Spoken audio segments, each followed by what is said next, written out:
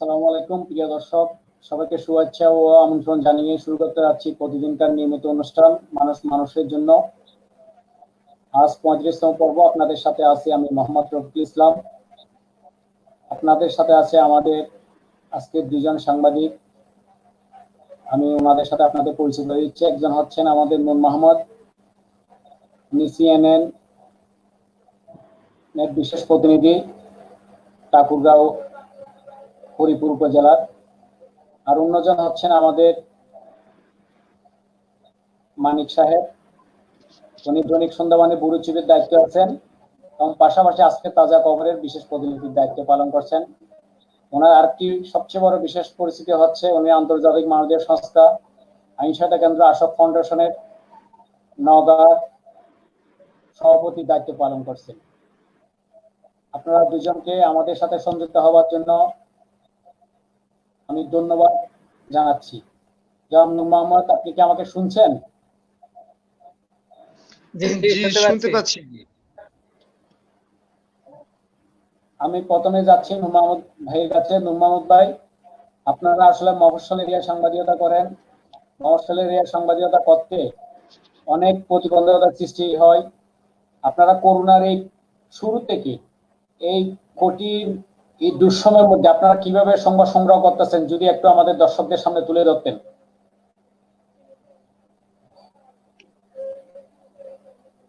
Covid উঠের প্রথম থেকেই আমরা হরিপুর প্রেস ক্লাবের পক্ষ থেকে আমরা 4-5 জন সাংবাদিক প্রথম থেকে তথ্য সংগ্রহ করতে মাঠে ছিলাম।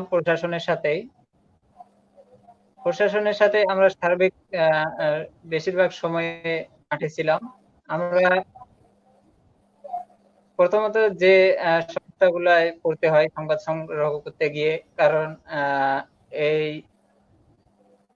কোভিড-19 পর্যাপ্ত পরিমাণ যে আমাদের সচেতন থাকতে হয়, সেক্ষেত্রে যখন আমরা সংবাদ সংগ্রহ করতে যাই, তখন মানুষের যে অসচেতনতা, মানুষ করোনা সম্পর্কে মানে যথেষ্ট পরিমাণ এখনো বুঝে উঠতে পারেনি।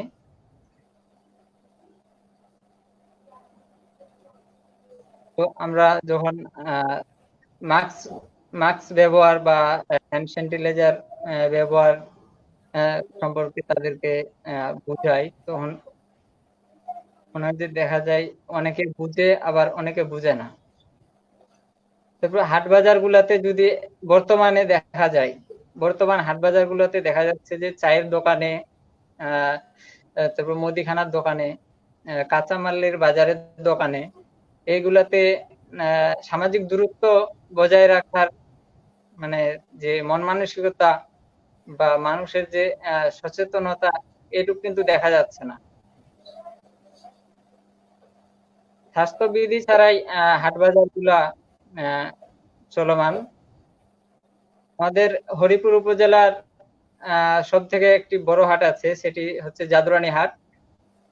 এটি সপ্তাহে একদিন মঙ্গলবারে বসে। এখানে দেশের বিভিন্ন প্রান্ত থেকে ব্যবসায়ীরা ক্রয় বিক্রয় করার জন্য আসে।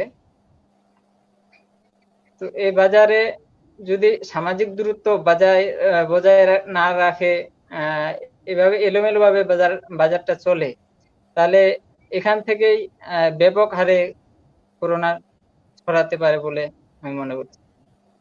প্রশাসনের দৃষ্টি আকর্ষণ করব।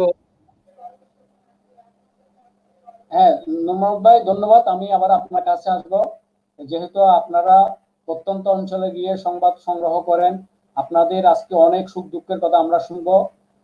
আসলে আমাদের সাংবাদিক ভাইরা যে শুধু খাতা কলমে জাতির বিবেক, মানুষ বুঝলো আসলে কত কষ্ট করে, যে কত ত্যাগ তিতিক্ষার বিনিময়ে যে সংবাদ সংগ্রহ করে থাকেন, বিশেষ করে আমাদের মফস্বলের বন্ধুরা।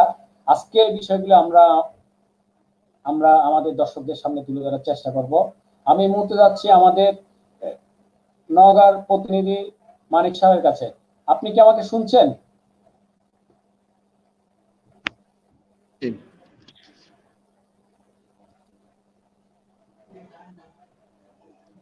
মানিক ভাই, শুনতে পাচ্ছি। আপনি জি একদিকে সাংবাদিক, অন্যদিকে একজন মানবাধিকার কর্মী। আপনি দুইটা দায়িত্ব একসাথে পালন করেন। দুইটা দায়িত্ব জি মহান মহান পেশা। সারাদিন মানুষের কাজ করতে গেলেও জনগণের পাশে যেতে হয়, সংবাদ সংগ্রহ করতে গেলেও জনগণের পাশে যেতে হয়। এই যে প্রত্যন্ত অঞ্চলকে সংবাদ সংগ্রহ করে এনে জাতির উদ্দেশ্যে তুলে ধরা, এটা জি আসলে ছোটখাটো একটি বিষয়, বহুত চ্যালেঞ্জিং জব। করোনার এই পরিস্থিতিতে আপনারা কিভাবে সংবাদ সংগ্রহ করেন, একটু কি বলবেন?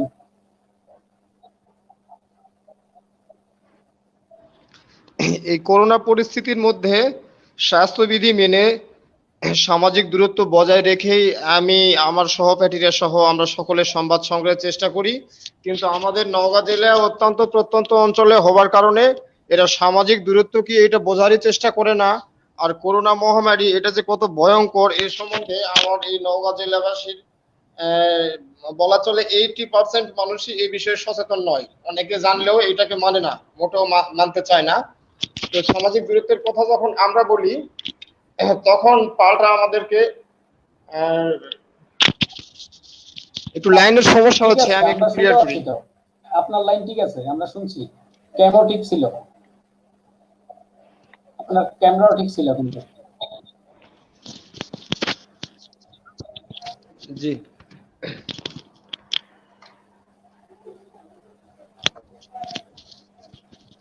নওগাঁতে সামাজিক দূরত্ব মোটেও মানা হয় না। নওগাঁর যেগুলো বাজারঘাট, রাস্তা, শপিং মল থেকে শুরু করে সবকিছুতে স্বাস্থ্যবিধি না মেনেই সকল প্রকার কার্যক্রম পরিচালনা করা হচ্ছে। শুধুমাত্র সরকারি কিছু অফিস আদালত, শিক্ষা প্রতিষ্ঠানগুলো তো বন্ধ আছে। কেবলমাত্র আমার চোখে দেখা কোর্ট কাচারি ব্যতীত, সরকারি হাতে গোনা কয়েকটা অফিস ব্যতীত সবখানেই সামাজিক দূরত্ব এবং স্বাস্থ্যবিধি মানা হচ্ছে না। এই বিষয়ে প্রশাসন অনেক তৎপর থাকলেও প্রশাসন এই উম, মানতে বাধ্য করাতে পারছে না। আমরা যতটুকু দেখতে পাচ্ছি প্রশাসন এই বিষয়ে সকলকে সচেতন করেছে, রেগুলার মাইকিং করেছে। আমরাও জনসচেতন জনসচেতনতামূলক অনেক নিউজ রিপোর্ট প্রকাশ করেছি। এছাড়াও আমরা সার্বক্ষণিক যখন যেখানে দাঁড়াচ্ছি সেখানে সবাইকে সজাগ করার চেষ্টা করতেছি। কিন্তু এই নওগাঁ এলাকাবাসী এরা এটাকে মোটেও গুরুত্ব দিচ্ছে না, একদম হেয় প্রতিপন্ন করছে। বরং তাদের সঙ্গে না মিশলে, হাতে হাত দিয়ে হ্যান্ডশেক না করলে তারা কেন জানি মনক্ষুণ্ণ হয়ে যাচ্ছে এবং আমাকেই বলতেছে যে আমি নাকি অসামাজিক, তারাই ঠিক আছে, আমি ভয় পাচ্ছি। এদের মধ্যে যে কি কাজ করে আমি বুঝতে পারি না। তো তারপরও করোনার রোগী নওগাঁতে দিন দিন বেড়ে চলেছে, তারপরও এদের টনক খুব একটা নড়েনি। তো নওগাঁতে একটা সংগঠন আছে, সেটা হচ্ছে নওগাঁতে ঠিক না, গোটা বাংলাদেশে একটা সংগঠন আছে, এটা ইসলামী আন্দোলন বাংলাদেশ। ইসলামী আন্দোলন বাংলাদেশের উদ্যোগে একদল স্বেচ্ছাসেবী নওগাঁ ডিসি অফিসে করোনা ভাইরাসে আক্রান্ত কোনো ব্যক্তির কিংবা করোনার লক্ষণ নিয়ে কেউ মৃত্যুবরণ করলে তাদের দাফন কাফনের দায় দায়িত্ব নিয়েছে। ডিসি অফিসে একটা অ্যাপ্লিকেশন করেছিল, ডিসি অফিস সেটাকে ফরওয়ার্ড করে পাঠিয়েছিল আহ, ইসলামী ফাউন্ডেশন কর্তৃক দায়িত্বপ্রাপ্ত হয়ে তারা বেশ কয়টা দাফন কাফনের কার্যক্রম সম্পূর্ণ করেছে এবং সেখানে যথেষ্ট সতর্কতা অবলম্বন করে প্রশাসনের উপস্থিতিতেই সবকিছু পরিচালনা করা হচ্ছে। কিন্তু সাধারণ মানুষ, শুধুমাত্র শিক্ষিত সমাজ আর কিঞ্চিত কিছু সচেতন জনগোষ্ঠী আর সরকারি অফিসার, পুলিশ প্রশাসন ব্যতীত বাকি সাধারণ কোনো মানুষ কিন্তু এই সামাজিক দূরত্বের বিষয়টা মানছে না, এটাই আমরা দেখতে পাচ্ছি।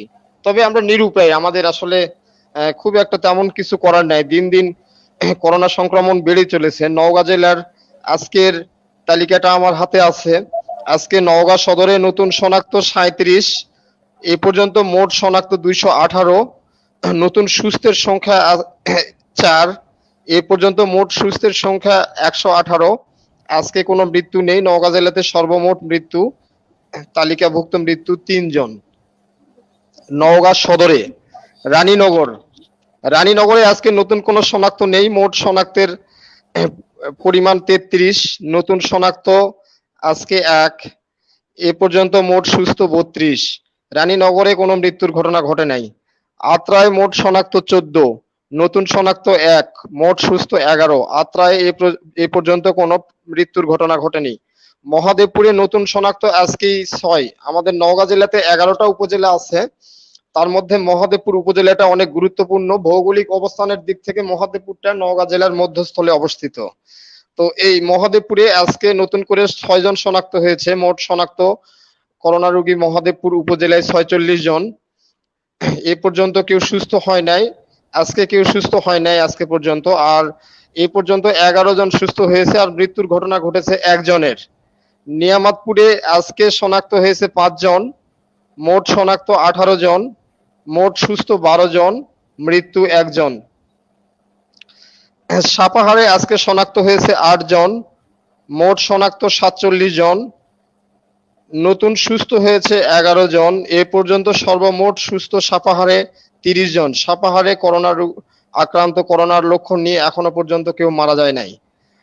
বদলগাছিতে আজকেই নতুন শনাক্ত 8 জন, মোট শনাক্ত 54 জন, নতুন সুস্থ আজকে 5 জন। এ পর্যন্ত সুস্থ হয়েছে 31 জন। বদলগাছিতে করোনার লক্ষণ নিয়ে কেউ মারা যায় নাই। ধামরহাটে আজকে শনাক্ত 12 জন, মোট শনাক্ত 22 জন, মোট সুস্থ 7 জন।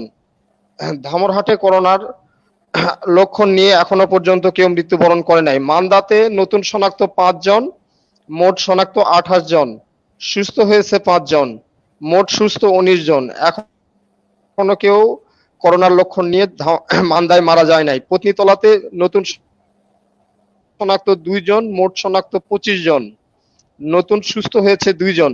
এ পর্যন্ত মোট সুস্থ হয়েছে 21 জন। তো নওগাঁতে সর্বমোট মৃত্যু 6 জন, সর্বমোট 6 জন মৃত্যুবরণ করেছে। আর সর্বমোট আজকেই 88 জন নতুন করে আক্রান্ত হয়েছে, শনাক্ত হয়েছে। তো এই বিষয়টা নেওয়ার জন্য খুব একটা ভালো শোভনীয় বিষয় নয় বলেই আমি মনে করি। আজকেই শুধু শনাক্ত হয়েছে 88 জন, মোট শনাক্ত এ পর্যন্ত 540 জন নওগাঁ জেলাতে, এই 11টা উপজেলায়। যদিও মৃত্যুর সংখ্যা কম, কিন্তু আজকে আক্রান্তের সংখ্যা অনেক বেশি। আমার তো মনে হয় এটা সামাজিক দূরত্ব আর স্বাস্থ্যবিধি না মানার কারণেই হয়তোবা এটা এত দ্রুত বৃদ্ধি পাচ্ছে। ধন্যবাদ মানিক সাহেব। আমি আবার আপনার কাছে আসবো। এই মুহূর্তে আমি যাচ্ছি আমাদের সাংবাদিক নূর মোহাম্মদ কাছে। জনাব নূর মোহাম্মদ, আপনি যেটা বলছিলেন মানুষ সামাজিক দূরত্ব মেনে চলতেছে না, অর্থাৎ শারীরিক দূরত্ব যেটা এটা মেনে চলতেছে না, আপনার গ্লাভস পরতেছে না, মাস্ক ব্যবহার করতেছে না। আপনি কি মনে করেন মানুষ কেন, প্রশাসন এত উদ্যোগ নেওয়ার পরও, আপনারা এত সচেতনমূলক মানুষকে বোঝানোর চেষ্টা করার পরও কেন মানুষ এগুলো মানতেছে না বলে আপনি মনে করেন? কি কারণে মানতেছে না, আপনি কি মনে করেন? জি, এটা সাধারণত আমাদের হরিপুর উপজেলা হচ্ছে সীমান্তবর্তী এলাকা, একবারে বাংলাদেশের শেষ প্রান্তে। এখানে যে মানুষরা মূলত বসবাস করে, আমরা বসবাস করি, এখানে বেশিরভাগ আমরা হচ্ছে দিনমজুর। দিনমজুর সহ যারা আমরা এই উপজেলায় বিভিন্ন শ্রেণী পেশার মানুষ বসবাস করি, আমরা সবাই মাস্ক ব্যবহার করার চেষ্টা করব, কিন্তু তারপরেও দেখা যাচ্ছে যে যারা কৃষি বা দিনমজুর, যারা কাজের সাথে জড়িত, তাদেরকে আপনি কত চেষ্টা করবেন বুঝানো, যতক্ষণ বুঝাবেন তারা ততক্ষণই মাস্কটি মুখে রাখবে, তারপরে হয়তো বা খুলে ফেলে আগের জায়গায় তারা অবস্থান করবে। ধন্যবাদ নূর মোহাম্মদ। আমি আবার আপনার কাছে আসবো। এই মুহূর্তে আমি যাচ্ছি আমাদের সাংবাদিক মানিক ভাইয়ের কাছে। আপনি কি আমাকে শুনছেন মানিক ভাই?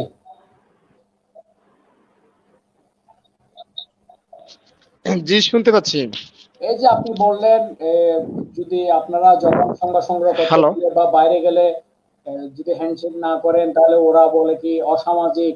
এই বিষয়গুলি কেন বলতে? সরকার তো বারবার বোঝানোর জন্য চেষ্টা করতেছে, প্রশাসন কাজ করে যাচ্ছে, আমাদের বিভিন্ন স্বেচ্ছাসেবী সংগঠনরা বোঝানোর চেষ্টা করতেছে, টেলিভিশনে, পত্রিকায়, সব জায়গায় আসতেছে এই মুহূর্তে করমর্দন করা যাবে না। তারপরেও মানুষ কেন সচেতন হচ্ছে না বলে আপনি মনে করেন?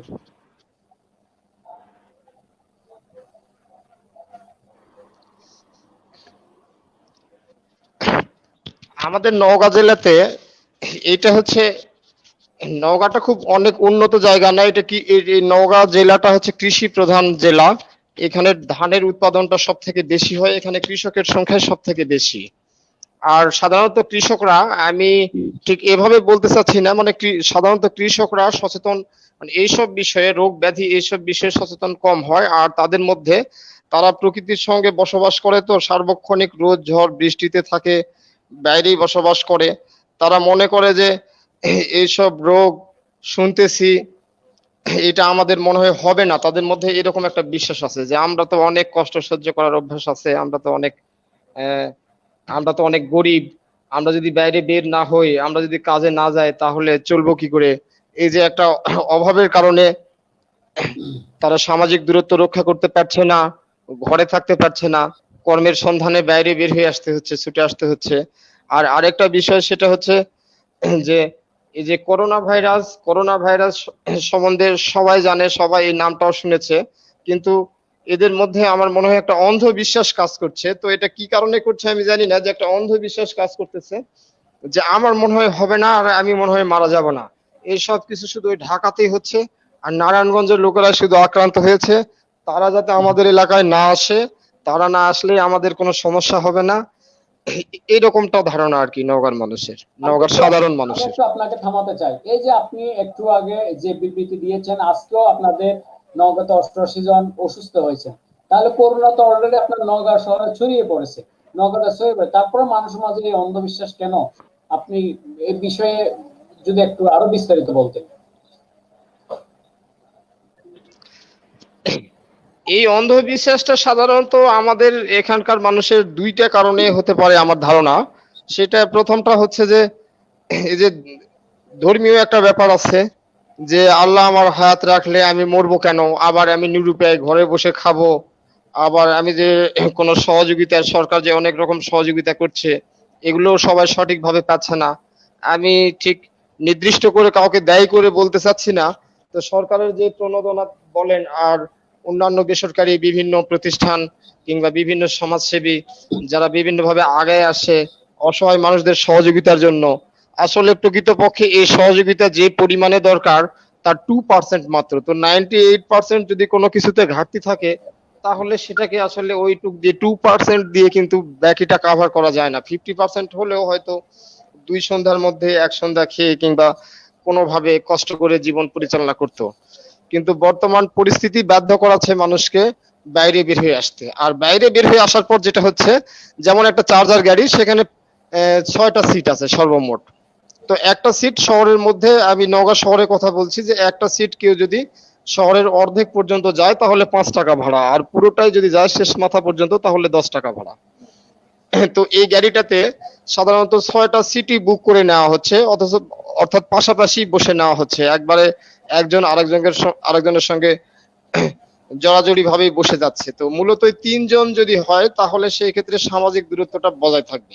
তো এই বিষয়টা, এই পরিবহনের বিষয়টা প্রশাসন যদি সজাগ হয়, প্রশাসন যদি কঠোর অবস্থান নেয়, তাহলে পরিবহন যেটা চলছে, এই পরিবহনের সামাজিক দূরত্বের বিষয়টা একদিনেই সমাধান হবে বলে আমি মনে করি।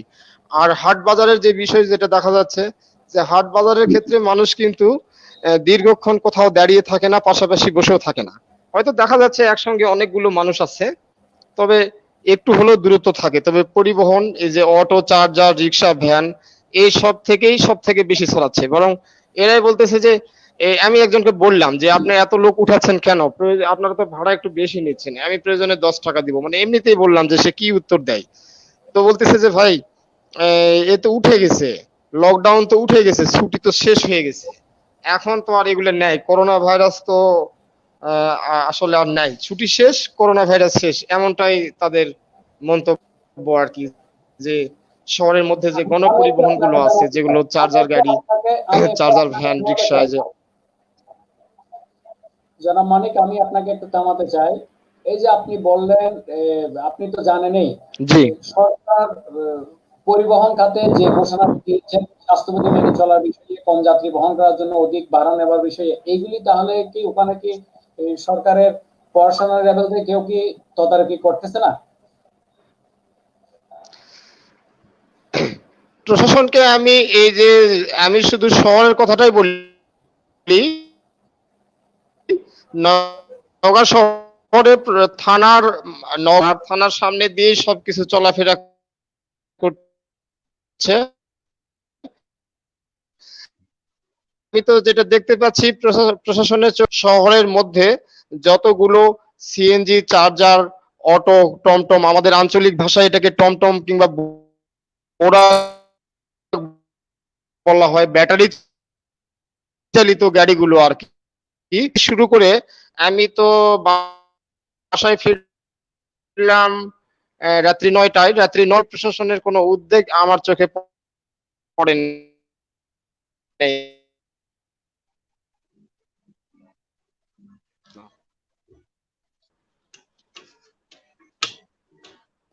ধন্যবাদ। আমি আবার আপনার কাছে আসবো। এই মুহূর্তে আমি যাচ্ছি আমাদের সাংবাদিক নূর মোহাম্মদ ভাইয়ের কাছে। নূর মোহাম্মদ ভাই, আপনি কি আমাকে শুনতে পাচ্ছেন? জি, শুনতে পাচ্ছি। আপনি যে এলাকায় থাকেন ওই এলাকায় আপনাদের যে পরিবহন সেক্টর কি এই যে সরকারি বিধিনিষেধ মেনে চলতেছে?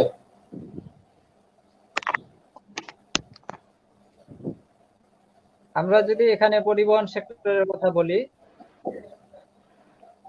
তাহলে প্রথম অবস্থায় তারা সামাজিক দূরত্ব বলতে একটি সিটে দুটি সিট পাশাপাশি রয়েছে, সেটিতে একটিতে দুইটির মধ্যে একটি সিট ফাঁকা থাকতো আর একটিতে একজন বসতো। কিছুদিন পরে দেখা যাচ্ছে যে আগে যে অবস্থা ছিল বাস পরিবহন সেক্টরের পাগলু, ইজি বাইক, যেটাই বলেন না কেন, তারা আবার আগের অবস্থানেই ফিরে গেছে। আগের মতোই চলাফেরা করতে দেখা যাচ্ছে। এটা ড্রাইভার যতক্ষণ থেকে নিজে থেকে সচেতন না হবে, পথচারীরা যদি সচেতন না হয় নিজে থেকে, তাহলে শত চেষ্টা করেও এটা একাই এই সচেতন করা সম্ভব না। কারণ আমাদের সবাইকে সচেতন হতে হবে, সবাইকে বুঝতে হবে। এই বিষয়ে কি প্রশাসনের পক্ষ থেকে সচেতনতার কোনো উদ্যোগ গ্রহণ কি করেনি, বা প্রশাসন যারা এইসব বিধিনিষেধ মেনে চলতেছে না তাদের বিরুদ্ধে কোনো অভিযান চালাচ্ছে নাকি?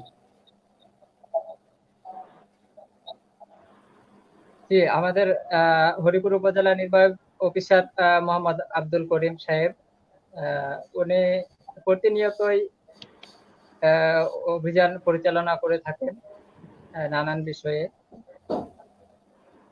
তো অভিযান পরিচালনা যতক্ষণ সম্ভব বা যতক্ষণ করবে, ততক্ষণ যদি সচেতন থাকে, বাকি সময়টা যদি তারা নিজে থেকে সচেতন না হয়, তাহলে এটা কি করে সম্ভব হবে? প্রশাসনের পক্ষে একা কি এটা সম্ভব? এটি আমাদের সবাইকে এগিয়ে আসতে হবে, সবাইকে করোনা সম্পর্কে বুঝতে হবে। বাংলাদেশে যে আইন চালু করছে করোনা ভাইরাসের জন্য, যে আইনটি আছে, সেটি আমাদেরকে সবাইকেই বুঝতে হবে এবং সেটি মেনে চলতে হবে।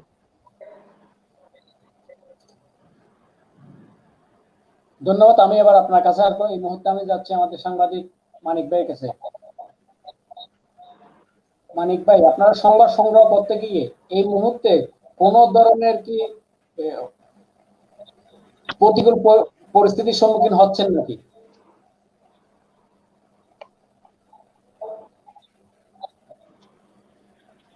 জি, সংবাদ সংগ্রহ করতে গিয়ে এই মুহূর্তে অনেক রকম পরিস্থিতির শিকার হতে হচ্ছে। তার মধ্যে সব থেকে বড় বিষয় হচ্ছে, আগে যেমন আমরা কোনো ঘটনাস্থলে গেলে সেখানে একসঙ্গে অনেকগুলো এলাকাবাসী কিংবা প্রত্যক্ষদর্শীকে ডেকে নিয়ে প্রকাশ্যে আমরা আলোচনার মাধ্যমে ঘটনার সত্যতা যাচাই পূর্বক একটা সংবাদের তথ্য সংগ্রহ করার চেষ্টা করতাম। আজকের দিনে আমরা সেটা করতে পারছি না।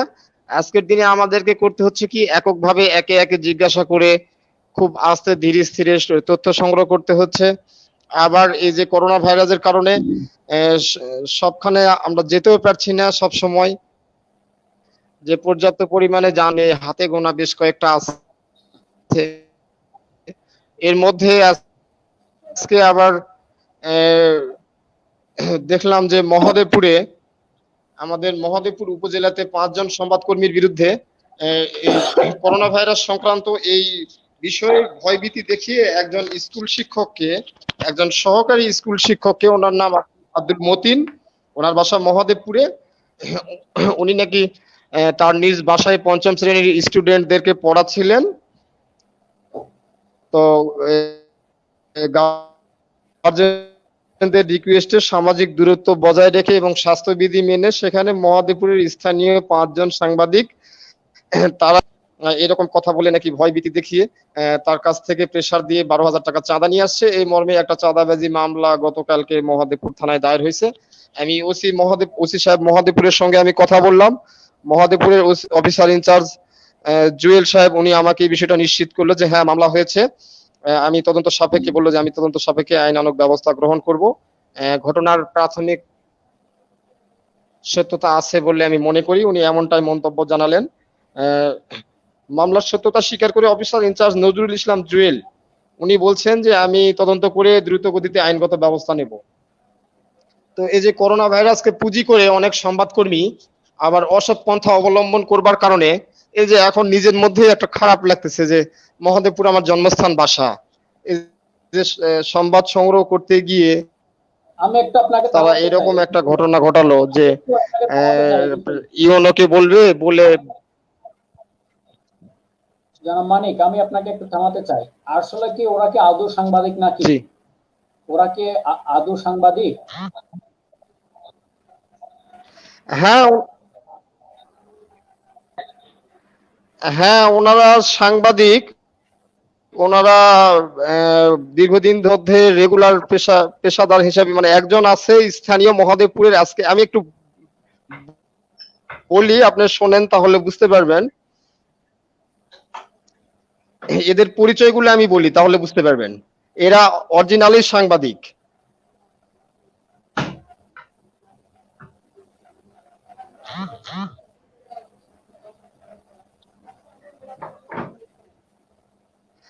এদের পরিচয় আমি বলছি। মহাদেবপুর উপজেলার ঘোষপাড়ার মোড়ে কলাবাগান এলাকায় বসবাসরত নিউ মালঞ্চ কিন্ডারগার্টেন স্কুলের সহকারী শিক্ষক আব্দুল মতিন এই মামলাটা দায়ের করেছেন। উনি এই মামলার বাদী। আর যাদের বিরুদ্ধে মামলা করেছেন তারা হচ্ছে বরুণ মজুমদার। এই সাংবাদিক বরুণ মজুমদার এক সময় করতোয়ার মতো পত্রিকাতেও কাজ করেছে। ইনি হিন্দু মানুষ। সাংবাদিক বরুণ মজুমদার, নতুন প্রভাত ও আমার সংবাদ মহাদেবপুর প্রতিনিধি। কাজী শামসুজ্জোহা মিলন ইনি বার্তা সম্পাদক মহাদেবপুর দর্পণ। মহাদেবপুর দর্পণ নামের একটা ওয়েবসাইট আছে, অনলাইন আছে, এইটার বার্তা সম্পাদক। আর এই মহাদেবপুর দর্পণের হচ্ছে সম্পাদক QM সাইদ টিটো। ইনি কোনো এক সময় মহাদেবপুর উপজেলা প্রেস ক্লাবের সভাপতির দায়িত্ব পালন করছিলেন। ইউসুফ আলী সুমন দৈনিক যায় দিন ও দৈনিক রাজশাহী এই দুইটার মহাদেবপুর প্রতিনিধি। তাহলে দৈনিক যায় দিন এই পত্রিকাটা কিন্তু আমরা কম বেশি দেশের সকলেই কম বেশি চিনি, নামটা আমাদের পরিচিত। তো এইটার একটা উপজেলা প্রতিনিধি, সেও কিন্তু এই মামলার আসামি। বিধায় আমাকে বলতেই হচ্ছে যে এরা সকলেই সাংবাদিক। এবং আমিনুর রহমান খোকন দৈনিক দুরন্ত সম্পাদ মহাদেবপুর প্রতিনিধি। এই ধরনের সাংবাদিকতাকে আমরা কখনো সমর্থন করি না। এই ধরনের অনাগ্রহীত প্রতারণা এটা আমরা কখনো চাই না। এটা আসলে এই ধরনের আমি বলতে চাই এই ধরনের হলুদ সাংবাদিকতা বলেন, এই ধরনের যারা করে এটা আমরা একেবারে মনে প্রাণ ঘৃণা করি। ওদের কারণেই বলবো যে আমাদের সাংবাদিকতা পেশাকে অনেক জায়গায় ওরা আমাদেরকে খুব ছোট করে ফেলে। আমি মনে করব প্রশাসন এই বিষয়ে শুধু ওখানে বলে না, এই ধরনের অহরহ ঘটনা বাংলাদেশের প্রত্যন্ত অঞ্চলে ঘটে যাচ্ছে। শুধু মফস্বলে নয়, শহর এলাকাতেও ঘটে থাকে, আমরা দেখতে পাই। এই ধরনের যারা এই ধরনের চাঁদাবাজির সাথে লিপ্ত থাকবে, প্রশাসন অবশ্যই তাদের বিরুদ্ধে আইনানুগ ব্যবস্থা নেবে, এটা আমরা সবসময় কামনা করি। আমরা এই ধরনের সাংবাদিকতা কখনো সমর্থন করি না। যারা মানিক, আমি আবার আপনার কাছে আসবো। এই মুহূর্তে আমি যাচ্ছি নূর মোহাম্মদের কাছে। যেমন নূর মোহাম্মদ, আপনি কি সংবাদ সংগ্রহ থেকে কোন ধরনের প্রতিকূল পরিবেশের সম্মুখীন হচ্ছেন নাকি এই মুহূর্তে?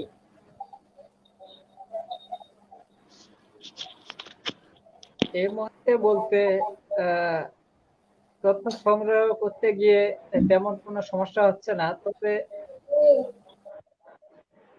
প্রথমত হরিপুর উপজেলার মানে সংবাদ সংগ্রহ করতে গিয়ে সাংবাদিকরা মানে কখনো বিভ্রান্তি বোধ হয় নাই বা লাঞ্ছিত কোথাও হয়েছে এরকমটা না। এখানকার সাংবাদিকরা যেরকম আহ, সত্য সংবাদ সংগ্রহ করে থাকে, এই এলাকার মানুষজন সাংবাদিকদের প্রতি শ্রদ্ধাশীল। সেজন্য এই উপজেলার সহ ঠাকুরগাঁও জেলার সাংবাদিকরা কখনো কোনো কারণে সংবাদ সংগ্রহ করতে গিয়ে তেমন মানে বিপদের সম্মুখীন হচ্ছে না। ধন্যবাদ নূর মোহাম্মদ। আমি আবার আপনার কাছে আসবো। এই মুহূর্তে আমি যাচ্ছি আমাদের সাংবাদিক মানিক সরকারের কাছে। জনাব মানিক, আপনি কি আমাকে শুনছেন? জি, শুনতে পাচ্ছি। আমি আপনার কাছে একটি বিষয় জানতে চাই। আপনি জানেন করোনার শুরু থেকে বাংলাদেশ সরকার, আমাদের মাননীয় প্রধানমন্ত্রী দিন রাত পরিশ্রম করে যাচ্ছেন। আমি নিশ্চয় আপনি অবগত আছেন, যেহেতু আপনি সাংবাদিক মানুষ। ওনার একান্ত প্রচেষ্টা সারা দেশব্যাপী যেভাবে উনি মনিটরিং করে আমাদের এই করোনা ভাইরাসের শুরু থেকে উনি দলীয়ভাবে বলেন সবকিছুর দিক নির্দেশনা দিয়ে মোটামুটি, বিশেষ করে উনি এই যে আপনি একটু আগে বলেছিলেন আপনার অঞ্চলটা একটি কৃষি প্রধান এরিয়া, কৃষকের ঘরে ঘরে ধান কেটে পৌঁছে দেওয়া থেকে শুরু করে বিভিন্ন মোটামুটি কৃষক বান্ধব যেসব প্রোগ্রাম গুলি নেওয়ার দরকার ওগুলি উনি যথেষ্ট নিয়েছেন সরকারিভাবে, এবং পাশাপাশি আমাদের বিভিন্ন স্বেচ্ছাসেবী সংগঠনকারীরাও এগিয়ে এসেছেন। ঠিক এই মুহূর্তে আপনি কি মনে করেন আমাদের যে কৃষি উৎপাদনের ক্ষেত্রে আমাদের কৃষক ভাইরা, বিশেষ করে প্রান্তিক কৃষকদের কোনো সমস্যা আছে বলে কি আপনি মনে করেন?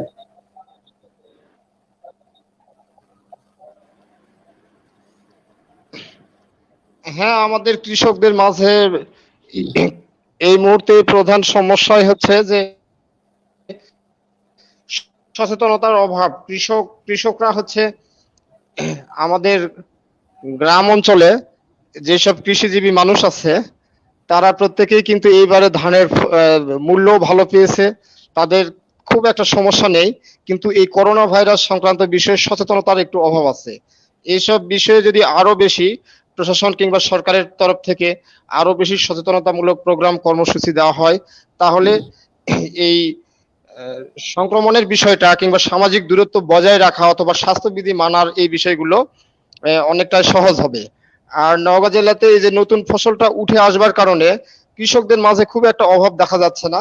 তবে যারা খেটে খাওয়া হতদরিদ্র মানুষ, বিশেষ করে যারা দিনমজুর, হোটেল শ্রমিক, আরো অন্যান্য বিভিন্ন পেশাজীবী শ্রমজীবী যারা আছেন, তাদের মধ্যে ব্যাপক সংকট এবং সমস্যা কাজ করছে। সব থেকে বেশি ভয়াবহ রূপ নিয়েছে নওগাঁ জেলাতে এই যে করোনা ভাইরাস মহামারীর কারণে। একে তো মানুষ অনাহারে অর্ধাহারে দিন কাটাচ্ছে, এর মধ্যে সব থেকে বেশি সমস্যার সৃষ্টি করতেছে দাদন ব্যবসায়ীরা। দাদন ব্যবসায়ী বলতে আমি বোঝাতে চাচ্ছি যে এটা কোনো এনজিও কিংবা কোনো ব্যাংক অথবা কোনো আর্থিক প্রতিষ্ঠান নয়। এই দাদন ব্যবসায়ীরা হচ্ছেন এদের মধ্যে সব থেকে দাদন ব্যবসায়ীদের মধ্যে সব থেকে বেশি প্রভাব বিস্তার করে আছে নওগাঁ জেলাতে স্বর্ণ ব্যবসায়ীরা। এদের স্বর্ণের দোকান আছে, এদের কর্মচারী আছে, অনেক জুয়েলারি এদের কাছে সাজানো আছে।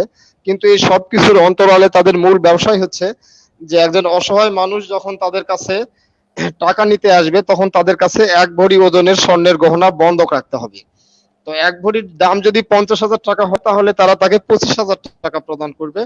আর তাদেরকে একটা স্লিপ লিখে দিবে যে আপনার স্বর্ণের পরিমাণ এত, ওজন এত। সেখানে শুধু তারিখ লেখা থাকবে, আর তার পরিচয়, নাম, ঠিকানা কিছুই লেখা থাকবে না। বলবে যে 2 মাস সময়, এর মধ্যে যদি আপনি এটাকে ফেরত নিয়ে যেতে পারেন লভ্যাংশ সহ, ফেরত দিয়ে নিয়ে যেতে না পারেন তাহলে এটাকে ভেঙে ফেলা হবে। তো এইভাবে যদি দেখা যায় যে এই কোনো একজন অভাবগ্রস্ত মানুষ তাদের কাছ থেকে স্বর্ণের গহনা বন্ধক রেখে কিছু পরিমাণে টাকা নিয়েছে, তো সেই ব্যক্তি দেখা যাচ্ছে যে সারা বছরের স্বর্ণের মোট মূল্য যেটা নির্ধারিত মূল্য, সেই মূল্যের সমপরিমাণে টাকা দেওয়ার পরও তারা ওই একই কথাই বলছে যে এই স্বর্ণ হচ্ছে ফেরত নিয়ে যান, অন্যথায় ভেঙে ফেলা হবে। আর এইটাও তো এদের সুদের পরিমাণ তাও একটু কম আছে। এরা হচ্ছে বছরে প্রতি লাখে সম্ভবত 80,000, মানে 1 লক্ষ টাকা নিলে 1 বছরের মধ্যে এদের কাছে টাকাটা বৃদ্ধি হয়ে দাঁড়াবে কারোর ক্ষেত্রে 60,000, কারোর ক্ষেত্রে 80,000 টাকা। আর আরো কিছু দাদন ব্যবসায়ী আছে যারা বিভিন্ন সমবায় থেকে লাইসেন্স করেছে, করে কৃষকদের মাঝে ঋণ বিতরণ করেছে গত মৌসুমে। তো এদের ঋণের পরিমাণগুলো এরকম, এর মধ্যে উল্লেখযোগ্য মহাদেবপুর থানার সাবইল ইউনিয়নে হাতর ইউনিয়নের সাবইল পালপাড়া গ্রামে একটা পাড়াতে আমাদের কাছে অভিযোগ এসেছে, একটা পাড়াতে সেখানে নাকি 10-এর অধিক দাদন ব্যবসায়ী আছে কিংবা সমিতি আছে, মানে কথিত সমিতি আছে। তার মধ্যে 5 থেকে 6টা সমিতি তারা তাদের কাছ থেকে ফসল কৃষি মৌসুমের একটা ঋণ, সেটা 10,000 টাকা নিলে 5 মাস পর ফেরত দিতে হয় 15,000 টাকা, আর 7 মাস পরে দিলে দিতে হবে 17,000 টাকা। তাহলে দেখা যাচ্ছে যে ব্যক্তি 20,000 টাকা ঋণ নিয়েছিল, তাকে কিন্তু ওই সুদ সমেত টাকা ফেরত দেওয়ার পরে তার ঘরে আর খাবারের চালও নেই, এমনটাই একজন মহিলা জানাইছিল। তো একজন বলতেছিল যে আমার ছেলে অন্যের জিনা ধান কেটে 5 মণ ধান নিয়ে আসছিল। তো এই দাদন ব্যবসায়ীদের চাপে এই ধানটা, সেদিন শুক্রবার দিন ছিল, তো এই ধানটা বিক্রি করে আমি টাকা নিয়ে এসে রেখেছি, টাকাটা এখন আমাদেরকে দিতে হবে, আগামীকাল থেকে আমাদেরকে না খেয়ে থাকতে হবে। তো এমন কথা শোনার পরও যদিও তাৎক্ষণিক আমি কোনো ব্যবস্থা নিতে পারিনি, তবে দাদন ব্যবসায়ীদের বিরুদ্ধে বেশ কিছু গণমাধ্যমে, সংবাদপত্রে, অনলাইনে আমি কিন্তু নিউজ প্রকাশ করি, অতঃপর আমরা ইউনো সাহেবকে জানাই, কিন্তু মহাদেবপুর ইউনো সাহেব কার্যকর পদক্ষেপ এখনো পর্যন্ত নেয় নাই। আমরা আশা করব এই বিষয়ে মহাদেবপুরের ইউনো সাহেব এটার যথাযথ ব্যবস্থা নেবেন। এই ধরনের দাদন ব্যবসা আসলে কতটুকু যুক্তিযুক্ত ভাবে ওরা করতেছে, কিভাবে লাইসেন্স নিয়ে করতেছে আমার জানা নাই, তবে এটা সম্পূর্ণ অবৈধ একটি ব্যবসা। এটা নিয়ে আশা করি প্রশাসন সুদৃষ্টি দেবেন বলে প্রত্যাশা রাখি। জনাব নূর মোহাম্মদ, এই যে আমাদের মানিক ভাই যে দাদনের যে অভিযোগগুলো করেছেন, নিশ্চয়ই এগুলি আসলে সারা বাংলাদেশের প্রত্যন্ত অঞ্চলে এগুলি বেশি। আপনার এলাকায় কি এই ধরনের কোনো দাদন ব্যবসা আছে নাকি? আমাদের এলাকা তো আছে দাদন ব্যবসায়ী, অনেকে আছে। এটা প্রশাসনও জানে, আমরাও জানি। সেটা এদের এদের যে সিস্টেমটা হচ্ছে, এরা মনে করেন যে ফাঁকা স্ট্যাম্প নিয়ে থাকে সাধারণত। তারপরে সেই যে যে পরিমাণ টাকা নেয় সেই পরিমাণ টাকাটা দেয়। এদের এরা 50,000-এ 1 মাস করে 5,000 টাকা নিয়ে থাকে। এরকম দাদন ব্যবসায়ী অনেকে আছে, ফরিদপুরে নামি করাও কয়েকজন আছে, তাদের নামের মধ্যে আমি বলছি না। প্রশাসনের সুদৃষ্টি আকর্ষণ করব যাতে এই দাদন ব্যবসা বন্ধ করতে তারা এগিয়ে আসে এবং সাধারণ মানুষকে এই দাদন ব্যবসার বেড়াজাল থেকে মুক্তি দেওয়া হয়। অনেকে এই দাদন ব্যবসায় খপ্পরে পড়ে সর্বশান্ত হয়ে আছে। দাদন ব্যবসায় মনে হয় যে 50,000 টাকা একটি গরিব পরিবার যদি নেয়, প্রতি মাসে শোধ করতে না পারলেও দেখা যাচ্ছে যে 5,000 টাকা তাকে দিতে হচ্ছে। এভাবে দেখা যাচ্ছে যে মনে করেন 5,000 টাকা করে দিতে দিতে এমন এক পর্যায়ে যাচ্ছে যে যে 50,000 টাকা তার কাছ থেকে নেওয়া হয়েছে সেটিও তারা পরিশোধ করতে পারছে না। ধন্যবাদ নমস্কার প্রিয় দর্শক, আমরা একেবারে অনুষ্ঠান শেষ পর্যায়ে চলে আসছি। আসলে আমরা প্রিয় দর্শক, আমরা প্রতিদিন আমাদের এই প্রোগ্রাম করে থাকি, আমাদের মানবিক নাচগুলি আপনাদের সামনে হাজির করি, বাংলাদেশের প্রত্যন্ত অঞ্চলের খবরগুলি আপনাদের সামনে আমরা তুলে ধরার চেষ্টা করি। এই যে আজকে আমাদের নূর মাহমুদ ভাই এবং মানিক ভাইয়ের মুখ থেকে আপনারা গ্রামের একেবারে হতদরিদ্র মানুষ যে কাদের খপ্পরে পরে একেবারে সর্বশান্ত হয়ে যাচ্ছে, এই কথাগুলি উঠে এসেছেন, যেমন দাদন ব্যবসায়ী বা সুদী ব্যবসায়ীদের কাছ থেকে। এই যে আমাদের গ্রামের মানুষগুলি, সহজ সরল মানুষগুলি, এরা অনেক হাড় ভাঙা পরিশ্রম করে ফসল ফলায় আমাদের জন্য শহরের মানুষদের কাছে এগুলি পৌঁছায়।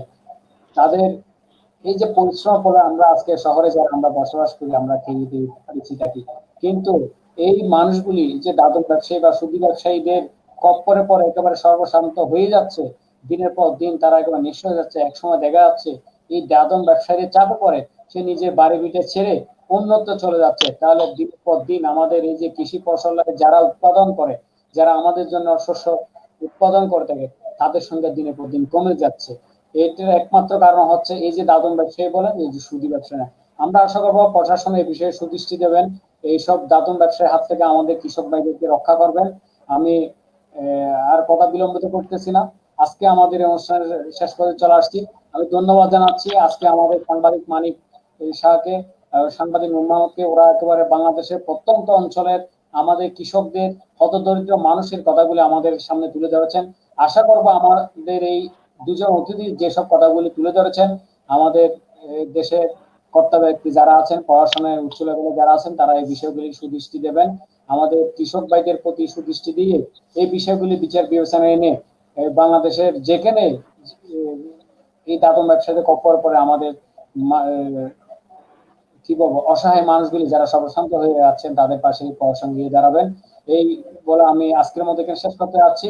আপনারা দুজনকে আবারও ধন্যবাদ জানাচ্ছি প্রবাসী নিউজটির পক্ষ থেকে আমাদের সাথে সংযুক্ত হয়ে আমাদের হতদরিদ্র মানুষগুলির খবরাখবর আমাদের জনগণের সামনে আপনারা তুলে ধরেছেন। এই জন্য আপনাদেরকে আবারও ধন্যবাদ জানাচ্ছি। প্রিয় দর্শক, আগামীকাল আবারও আমাদের 10:30টার যথারীতি মানুষ মানুষের জন্য পর্ব দেখার জন্য আমন্ত্রণ জানিয়ে আজকের মতো এখানে শেষ করছি। আল্লাহ হাফেজ। সবাই ভালো থাকবেন, সুস্থ থাকবেন, স্বাস্থ্যবিধি মেনে চলবেন। স্বাস্থ্যবিধি মেনে চলে প্রত্যাশা এখানে শেষ করছি। আল্লাহ হাফেজ। আসসালামু আলাইকুম।